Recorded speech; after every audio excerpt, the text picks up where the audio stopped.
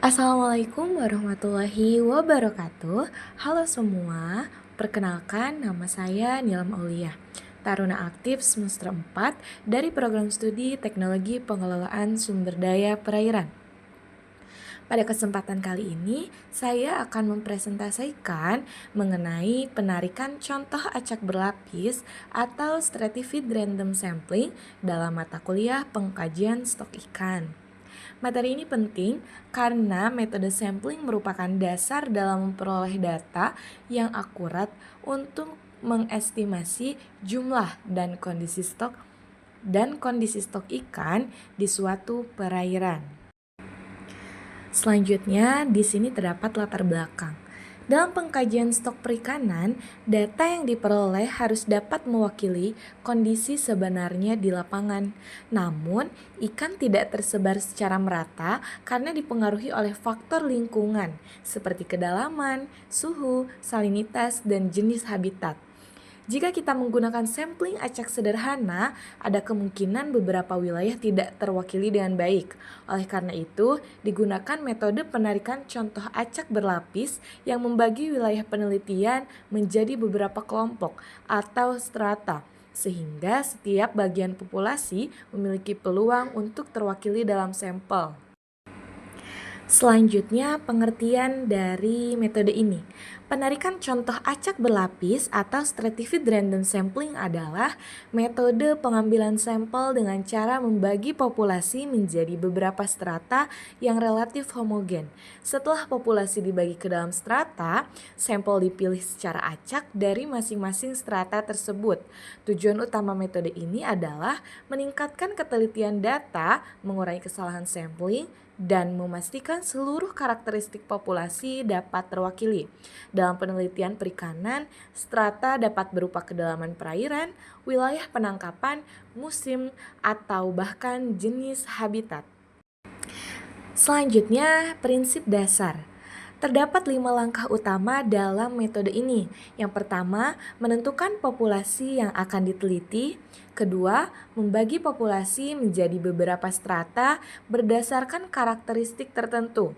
Ketiga, menentukan jumlah sampel yang akan diambil dari setiap strata. Keempat, melakukan pengambilan sampel secara acak pada masing-masing strata. Yang terakhir, menggabungkan seluruh hasil sampel untuk menghasilkan estimasi kondisi populasi secara keseluruhan. Sebagai contoh, suatu wilayah laut dibagi menjadi strata dangkal, sedang, dan dalam. Dari masing-masing strata dipilih titik pengamatan secara acak. Selanjutnya, di sini terdapat rumus estimasi stratified random sampling. Rumus ini menunjukkan dan digunakan untuk menghitung rata-rata populasi pada stratified random sampling. Pada rumus tersebut dijelaskan bahwa W menunjukkan proporsi ukuran strata terhadap total populasi, sedangkan X bar menunjukkan rata-rata sampel pada strata tersebut. Prinsipnya adalah setiap strata memiliki kontribusi sesuai ukuran wilayahnya. Oleh karena itu, strata yang lebih luas akan memberikan bobot yang lebih besar dalam perhitungan estimasi akhir. Dengan cara ini, hasil estimasi menjadi lebih representatif dibandingkan jika seluruh data digabung tanpa memperhatikan perbedaan strata. Kemudian di sini terdapat kelebihan dan kekurangan dari metode ini. Metode ini memiliki beberapa kelebihan. Yang pertama, tingkat ketelitian lebih tinggi karena setiap strata terwakili, variasi atau keragaman data dapat dikurangi sehingga estimasi menjadi lebih akurat. Sangat cocok digunakan pada populasi yang heterogen seperti sumber daya ikan. Namun, terdapat beberapa kekurangan juga, yaitu membutuhkan informasi awal mengenai kondisi populasi, perencanaannya yang lebih rumit, serta biaya dan waktu yang lebih besar dibandingkan sampling acak sederhana. Selanjutnya, penerapan dalam pengkajian stok perikanan. Dalam bidang perikanan, metode ini banyak sekali digunakan pada survei stok ikan. Misalnya pada survei troll dasar untuk ikan demersal, survei akustik untuk ikan pelagis, monitoring sumber daya perikanan, dan estimasi biomasa ikan.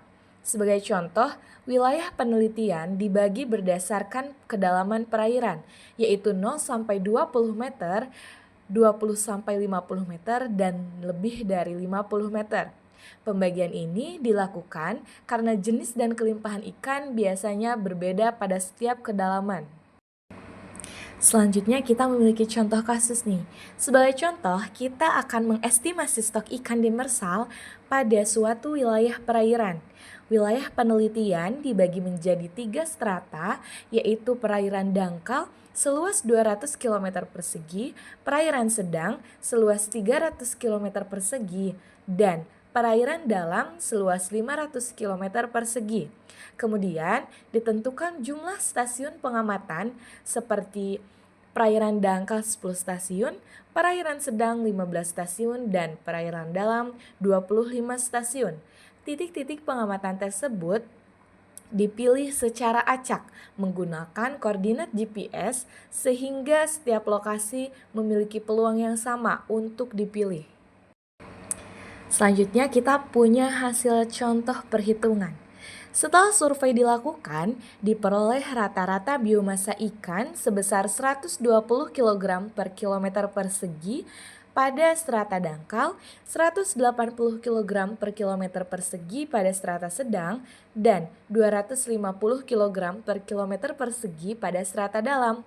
Kemudian, masing-masing nilai dikalikan dengan proporsi luas wilayahnya. Hasil perhitungan menunjukkan estimasi biomasa rata-rata wilayah sebesar 203 kg per kilometer persegi. Nilai ini merupakan estimasi kondisi stok ikan untuk seluruh wilayah penelitian. Di sini aku juga punya studi kasus nih. Beberapa penelitian telah membuktikan efektivitas dari metode ini. Penelitian Zhao dan rekan-rekan menunjukkan bahwa stratified random sampling menghasilkan estimasi stok yang lebih stabil dan akurat pada survei perikanan.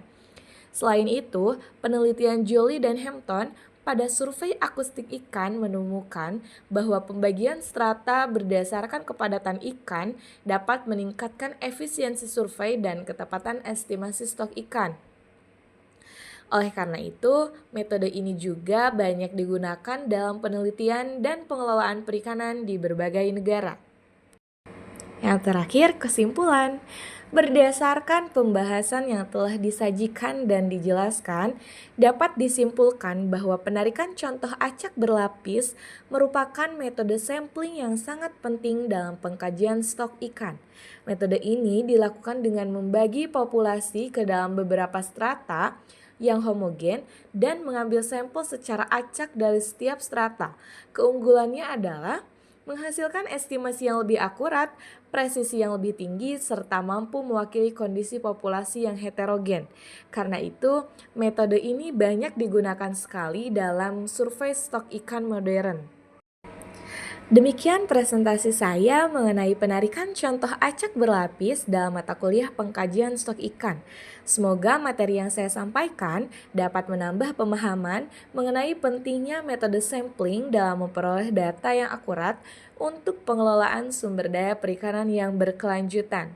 Terima kasih atas perhatiannya.